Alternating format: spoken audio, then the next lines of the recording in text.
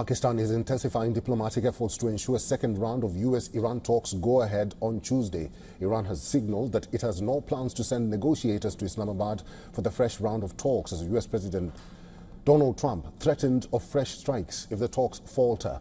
All this comes even as the two-week ceasefire between Iran and the United States is set to expire on the same day. Pakistan has been busy preparing to host the talks.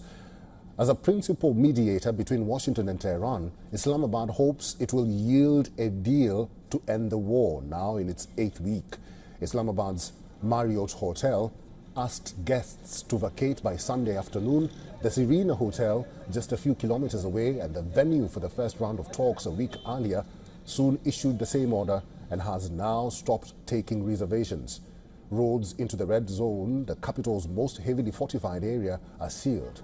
The district houses key government buildings, including the National Assembly, foreign embassies and both five-star hotels. Thousands of additional police and paramilitary personnel arrived from across the country. Barbed wire and barricades have been lined up in the streets and most access routes have been shut.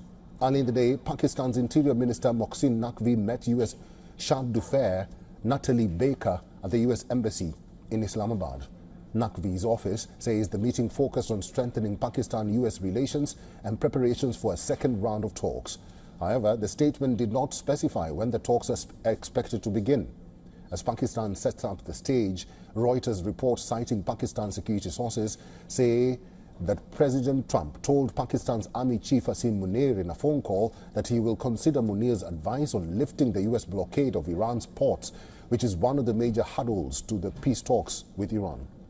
There's uncertainty over J.D. Vance schedule to Pakistan. A report by CNN says Vance will reach Islamabad on Tuesday and hold talks on Wednesday, while the New York Post says the vice president is set to land in Islamabad tonight for the latest round of talks with Iran. Trump has announced on Sunday that his representatives are heading to Pakistan for a second round of negotiations with Iran. But Trump accompanied his announcement with a revival of earlier ceasefire threats to bomb Iran's energy and power facilities.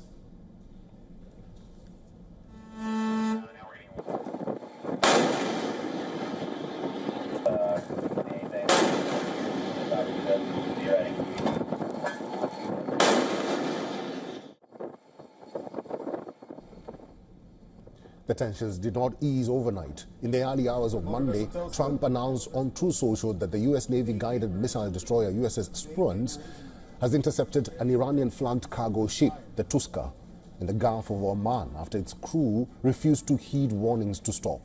Tehran describes the seizure of the ship as piracy.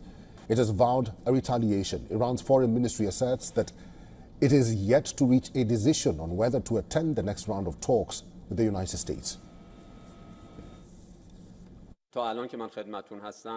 As of now, as I am speaking to you, we have no plan for the next round of negotiations. No decision has been taken in this regard.